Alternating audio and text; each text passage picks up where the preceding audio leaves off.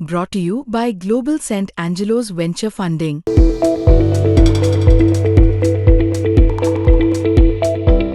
मुंबईमध्ये तुम्ही कोण बनवणार आहे?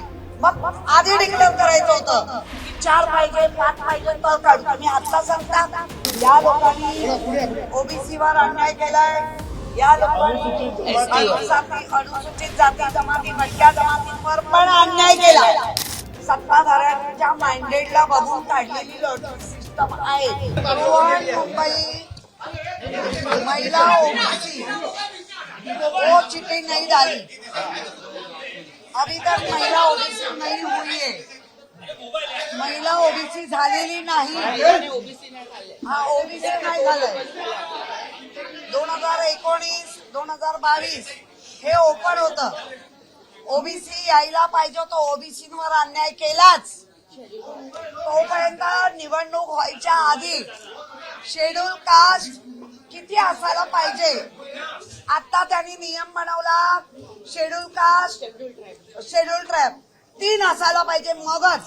म्हणजे तुम्ही जाणून बुजून शेड्यूल ट्राइबचे आमच्याकडे 2 उमेदवार आहे तिथे तुमचा बृहन्मुंबईमध्ये तिथे तुमचा हा नियम लागतो. याचा अर्थ लॉटरी ठरवून केली म्हणून या संपूर्ण लॉटरी सिस्टम आणि त्यांचा असलेलं निवडणूक प्रक्रिया याचा आम्ही धिक्कार करतो, निषेध करतो.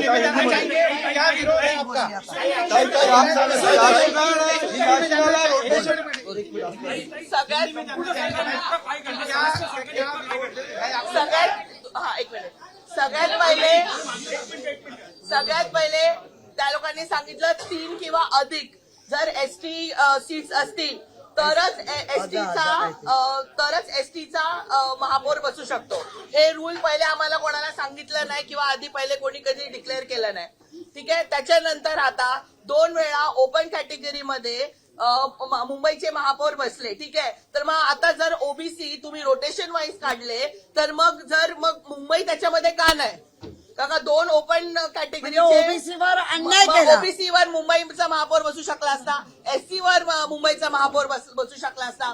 रोटेशन वाईज जर तुम्ही ओबीसीची कॅटेगरी काढली तर मग त्याच्यात मुंबई का नाही? 2017-2019 ला मुंबईचा महापौर ओपन कॅटेगरीमध्ये बसला. बरोबर आहे. पक्षाचं माइंडेड बघून काढलंय. मग तुम्ही आता पक्षांचे माइंडेड बघून या लॉटऱ्या काढले. याचा अर्थ सगळं मॅनेज आहे. शासनाला उत्तर द्यायला तयार नव्हतं, फक्त जाणून बुजून लॉटरी सिस्टम काढत होते.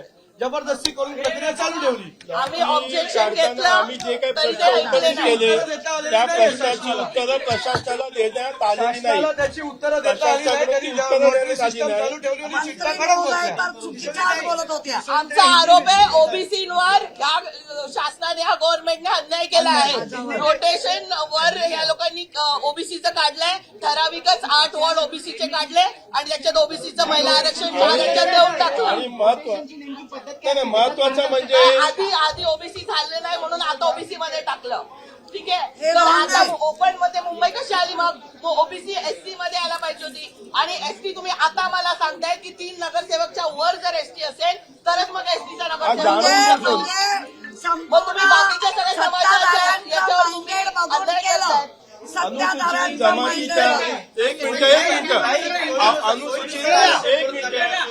अनुसूचित जमातीच्या अनुसूचित जमातीचे 2च नगरसेवक आहेत हे कारण देऊन त्यांनी 3 पेक्षा कमी असल्यामुळे हा नवीन नियम लावून त्यामुळे अनुसूचित जमातीच्या मुंबईला रिझर्वेशन देण्यात आलेलं नाही.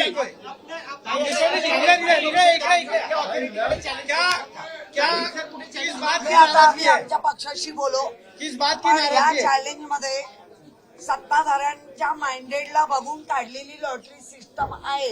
याचा आम्ही धिक्कार करतो. या लोकांनी ओबीसीवर अन्याय केलाय. या लोकांनी अनुसूचित जाती जमाती भटक्या जमातींवर पण अन्याय केला. मुंबईमध्ये तुम्ही कोण ठरवणार आहे? मग आधी डिक्लेअर करायचं होतं की 4 पाहिजे 5 पाहिजे तर काढू. तुम्ही आता सांगता की 3 नाही म्हणून आम्ही करत नाही. मग 2 तर आहेत ना, काढायची होती. एकाला नाही मिळालं मुंबई टाकली. याचा अर्थ जाणून बुजून ठरवून केलेली लॉटरी आहे, त्याचा आम्ही धिक्कार करतो. त्यात आम्ही बघतो.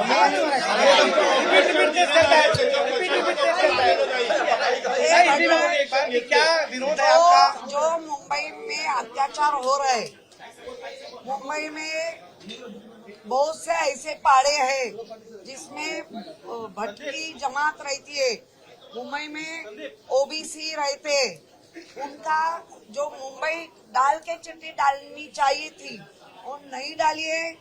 पक्ष का माइंडेड देख के उन्होंने जो किया है वो गलत है, इसका हम निषेध करते हैं.